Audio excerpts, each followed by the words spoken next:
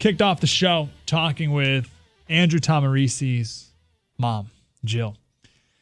She's done such an incredible job. I've seen her on Fox News a few times, and she's done great, an incredible strength. But every interview I've seen with her, it's rushed. It's 3 minutes long. And you can't talk about this in 3 minutes.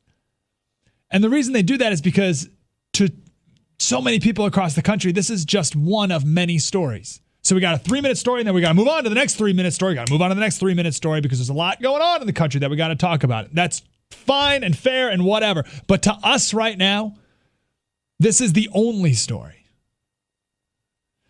So we were able to spend the first hour of the show at 9 o'clock talking with Jill about who Andrew is, who her son is, about his childhood, about all the adventures he's had in his young life. He's only 25, and he's been a pilot, Alaskan fisherman. He's done all that, 4 years at Marine, 2 years, 2 tours in Afghanistan. I mean, he's lived a full life just to get to know Andrew. And when you know Andrew and you've heard Jill, such a strong Christian, such a strong military mom, I know it inspired me even more to work to get our Marine home. I want to talk about the laws in Mexico here in just a second. But real quick, I want to go to Bob in San Diego. Bob, how are you, sir? Hey, good morning, Mike. How you doing today? Wonderful. Thanks for calling. Hey, good to see you're behind this story. You know, the last time this went down was one of our people that went down there. He had a 410 shotgun, single shot, filled out all the paperwork. He went down there. They grabbed him. They put him in jail. In fact, I believe his mom was on Hannity yesterday following your show. Mm-hmm. And, yeah, it was well over $100,000 in fees. Like your caller a couple of segments ago said, these guys don't get fed down there. It's on the family to put some money up. If they can't be there, they got to pay somebody to go do it. It's just sheer extortion, you know? Yep, absolutely, without a doubt. Bob, man, it's so good to hear from you. Thank you for the call. It's not only that. I want to share a few more stories coming up of course, Hammer's the guy you're thinking of from a few months ago. But this exact same thing happened in 1999. And I think maybe our next guest can tell us a little more about that as well. But Gary Barthel's here from the Military Law Center. Gary, it's so good to talk to you. Thanks for being here. Hey, Gary, can you hear me? Good morning. Hey, Gary, how are you, sir? Mike? Good. Good. How are you? Good. Tell us about the Military Law Center real quick. Well, the Military Law Center is an office that provides legal services to military service members, active duty, reserve, retirees, and their family members, as well as veterans, on a variety of legal issues that they may face. Great. How many times have you ever encountered a service member being in a Tijuana prison for no reason?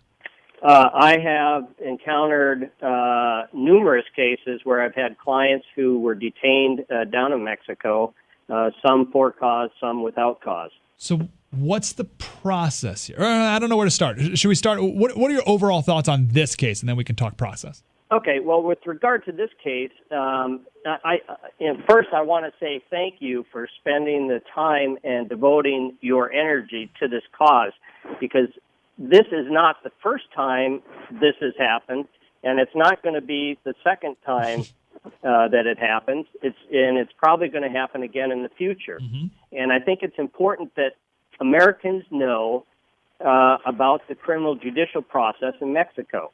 An American arrested in Mexico loses many of the legal rights and protections that they have here in the United States. And one of the biggest differences, and I think you've highlighted it several times this morning, is that the criminal judicial system in Mexico presumes that you're guilty until proven innocent.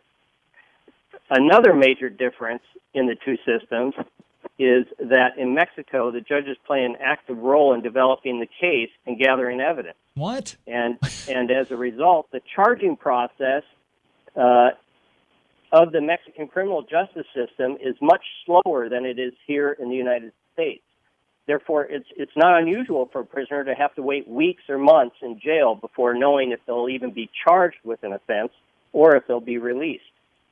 The judge takes an active role in the prosecution or the defense? Well, or just in the case? An active role in the development of the case. Huh. So what does that mean? Yeah. Well, basically, he works with the prosecution in developing the facts, which is a lot different than the judicial process here in the United States. Wow. Okay, so what does that mean for Andrew, who's sitting in this Tijuana prison for the last 5 weeks? Yeah, unfortunately, what it means is the delay in making a decision whether to prosecute becomes more of a concern when you consider the poor conditions a prisoner has to endure while sitting in a Mexican jail. Okay, so this is important because David mentioned this earlier, and I had no idea, but they don't feed you in these prisons. They do feed you, but it's minimal. Yeah, like water and bread, yeah. That's right. So Mexican jails, unlike American jails, do not provide prisoners or detainees with all the comforts that they get here in the United States. So Mexican jails are also overcrowded, and that overcrowding breeds violence within the Mexican prison systems. Really sorry, I'm going to cut you off, Gary.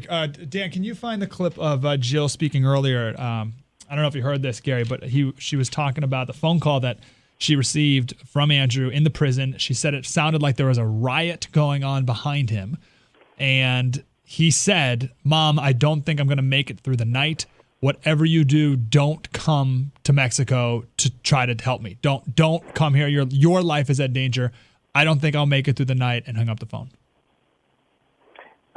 That doesn't surprise me because death threats and extortion are commonplace in Mexican jails.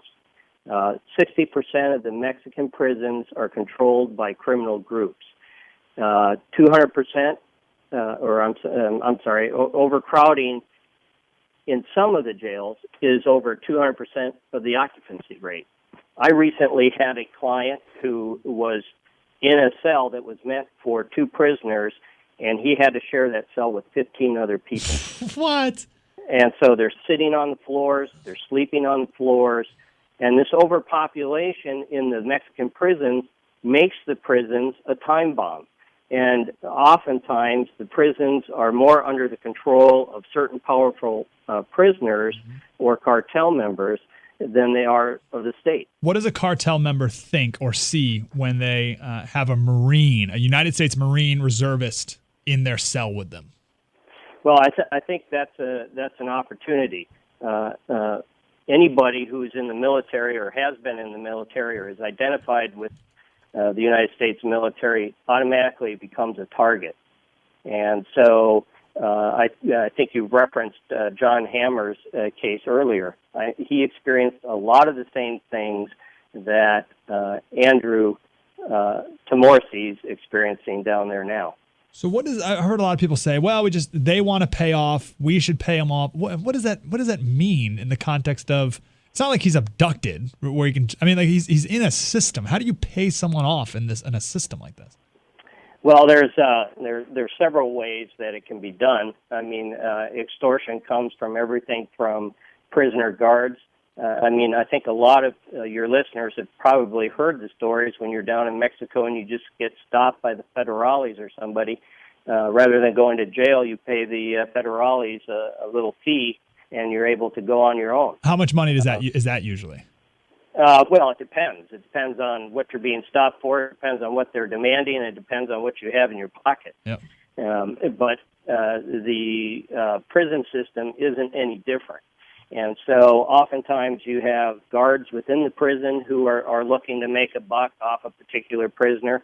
I've had a case just about a month ago where the parents of my client ended up spending thousands of dollars just to get their son out of the prison. He had already been sentenced, and getting him released. And that money was paid to the court. To the court. So it's on numerous levels, and it's rampant throughout the system. Is that, and I don't want to get too off top, but is that something that you would recommend? Because I don't know how to proceed here, and I'm almost to the point where what if we just raised $20,000 and we just gave it to someone? I don't know how that works, but we'll do anything to get this guy out, right? Right, and a lot of times the families, it's incumbent on the families if they feel the need to do it, and it's just unfortunately part of the system. Yeah, because you can't trust the system. We use the word system, but it seems like there really is no system. That's right. Okay, none of this is good. We're talking with Gary Barthel from the Military Law Center. Gary, you are a wealth of information. Can you stick around for another segment? Because we have lots more to talk about. Absolutely. Is that okay? All right, awesome. Thank you, Gary, very much. Again, a Military Law Center. Gary, what's your website if people want to learn more about you? It's www.militarylawcenter.com. Piece of cake. All right, we'll talk more with Gary coming up here in just a little bit. We'll get to more specifics of Andrew's case and what we can do, and also what our politicians can do. You know, we've been talking we've been saying, please call Juan Vargas's office. There's confusion about whether he even knew about this until recently. He's been in prison for 5 weeks. So what do we do? Duncan Hunter wrote an email or a letter to John Kerry. What's John Kerry? I mean, what are these guys gonna do? What do we do? What do we do? And they got to do something, because I'm not stopping until he's back home. End of story. Talk more with Gary coming up. Mike Slater Show. 1-800-760-KFMB. Spread the word. The Mike Slater Show, 760 KFMB. The worst phone call was now when he was moved from the county jail, what I call it, to La Mesa Penitentiary, and this was the most horrifying phone call, and this is as if it happened a minute ago. It's just engraved in my brain. Mom. Okay, there's sheer panic in his voice, but he's trying to keep it controlled because it sounds like an utter riot is going on behind there. The chaos, it sounded like there must have been 100 men or more all confined somewhere, because it was just sound like a riot. But I could hear the panic in his voice, but I could also tell he was trying to be controlled, because he certainly didn't want to look weak. And I would think he didn't want to look weak. And he said exactly this: Mom, I'm not going to make it through the night. Whatever you do, and so this is the character of my son. He said, whatever you do not come down and investigate. Do not come down and ask questions. Your life won't be saved. You'll be killed as well. And I said, what? What do you mean? Mom, I'm not going to make it through the night, but don't come down. I don't want you killed. And then click. That's Jill, Andrew's mom. Incredible woman. Talked to her the entire 9 o'clock hour. You can check it out, 760kfmb.com. And that is exactly the situation that Gary Barthel from the Military Law Center just described. That's it, Gary, right? That you've seen that many times. That's correct. That's correct. Okay, so that's what he's dealing with. Also, he's been tied to his bed as well. We've been here. So he's been tied to his bed. Can't leave. Okay, what do we do, Gary? What's the process for something like this, getting a Marine? Actually, let me ask this question first. He's a 4 years Marine, but he's still in the reserves. So what protections does he have that, let's say, I wouldn't have, a regular civilian or maybe even a veteran wouldn't have because he's a reservist? Well, under the circumstances, unfortunately, there is no difference. Andrew had completed his active duty tour. And it's my understanding that he is in the inactive reserve at this time, which means he has no legal obligations to the Marine Corps. Essentially, as an inactive reservist, he's in a standby mode. So if he were to be recalled, he would have to report back to duty. So in the inactive reserve, there's no obligation on his part, and there is no obligation on the Marine Corps part to assist him. And to be honest with you, Mike, even if he was on active duty, the military's role in a situation like this is very limited. It's really the State Department that has to take control of this situation and try and get it resolved. Wow. I just almost feel like if he was in the service, he's like a POW almost, in a way. If he was on active duty, his command would be allowed to go down to Mexico and pay visits to him. They could bring him food. They could bring him clothing. They could bring him bedding. They could bring him, whatever he needed. But other than that, their control of this situation and what they could do to get him out is very limited. It really has to come from the State Department. Okay, so speak on that process. What should happening / what is happening? Okay. Well, with regard to the State Department, as you know, we've got an embassy down there and we've got a consulate. And the consulate's role in Tijuana is pretty much limited. by law, they're not allowed to intervene in the Mexican criminal justice system. Their role is primarily to keep contact and communication with the American that's being detained down there. So they'll visit Andrew on a regular basis. They'll ensure that he's being treated equally as he is compared to other prisoners. They want to make sure that he's being treated humanely. They will provide information between Andrew and his family. It's pretty much a go-between process. Will they feed him? Will they give him good food? The members from the consulate? Yeah. Not unless the family provides the food or asks them to provide food to him. Okay. Interesting. Even the amount of information that they can release on Andrew is very limited. Usually once an American is detained in a Mexican jail, the Mexican once they indicate that they're an American, the Mexican authorities are required to notify the embassy or the consulate, at which point the dialogue starts. The consulate will send somebody to the jail. They'll interview the individual, and before they can release any information about the individual who's being detained, they have to get a Privacy Act waiver from the individual authorizing the release of their information to their family to keep them updated. Wow. Okay, so that's the consulate's role. That's okay, but he's still there. That's right. They can't do anything to get him out or really even expedite the process. Their hands are tied.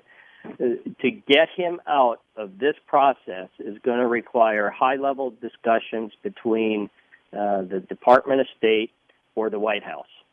And really? It's going to require somebody contacting someone of equal rank down in the Mexican government to get discussions going to speed up his release. So it's not a mayor's office thing. It's not a congressional thing. Even it's got to be higher than Congress.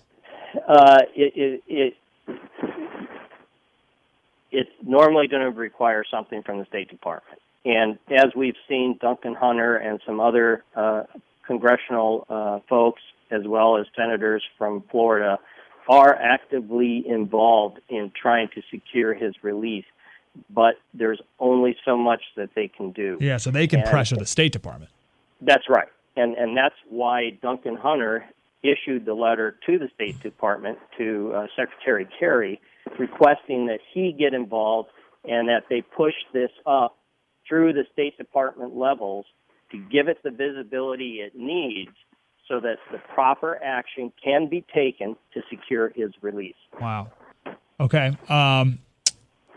All right, I got so many more questions still. Let me ask this quick. If speaking on the consulate point, if we, the people of San Diego, some people listening now, wanted to serve Andrew, wanted to help him, wanted to visit, wanted to provide food, wanted to do anything that could need to be done, whether it's even if a clergy member, someone goes down, some pastor goes down to serve him, help him, know that he's loved and we're fighting for him.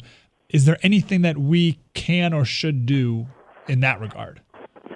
I would strongly urge anybody who is willing to go down there to help in any way they can to contact the consulate so the consulate can take the appropriate actions needed to make that visitation happen. So it doesn't have to be family? It does not have to be family, but oftentimes, the prisons down there are going to dictate who can visit and who cannot. The prison will? The prison will. But again, that's why I say I strongly recommend that anybody who wants to get involved, anybody who's willing to go down to Mexico, that they first contact the U.S. consulate and try to see if they can assist in making those liaisons with the officials at the jail or at the prison so that It's not a wasted trip. Sure. Not a wasted effort. Will the consulate be annoyed if we try to do that? They shouldn't be annoyed. That's their job. Okay, that's what I mean. They're not like, oh, geez, we got to, make this out. We got to work. They're like, oh, these people keep bothering. I mean, I want to try to do this in an organized way, but I think that would be valuable. No? Or would that be not a worthwhile thing to try to do? I think it would be a worthwhile thing to do. Yeah. I want him to know that we're here, because I can't imagine, but being stuck like that, he's not watching CNN or he's not listening to the show right now, knowing that we're fighting for him. Right. He has no clue. Right. That's right. Okay. All right, Gary, can we stay in touch frequently, often, like almost every day, trying to until this absolutely. is done? Absolutely. You're a wealth of information, and I really we got to see this to the end because that's what we do here in San Diego. Do you have any parting thoughts for now before we talk again? Well, I just think it's too bad that this has happened again, and I'm hoping that Andrew's case will be the last one that we see where we have a service member who's being detained. What makes these types of cases so hard and difficult and that yanks at the heartstrings of Americans is these military members are people who have fought to defend this country. They have fought to ensure that we all have the freedoms and rights that we have. And unfortunately, when you're in a foreign country and you're detained, it's hard to see that those people who have made those sacrifices no longer have those same rights and freedoms available to them in a foreign judicial system. Wow. You're exactly right. Gary, a pleasure to talk to you. MilitaryLawCenter.com, right? Correct. All right. Gary, let's be in touch. Let us know if we can do anything. Okay, Mike. Thank you, sir. Lot. Have a wonderful day. There's Gary Barthel, MilitaryLawCenter.com. By the way, in 1999, when this pretty much exact same thing happened to a Marine, he was active duty at the time, Congressman Bill Bray and Duncan Hunter Sr. fought to get him out, and they said that they will both work together to try to make sure that this type of thing never happens again. That was 15 years ago.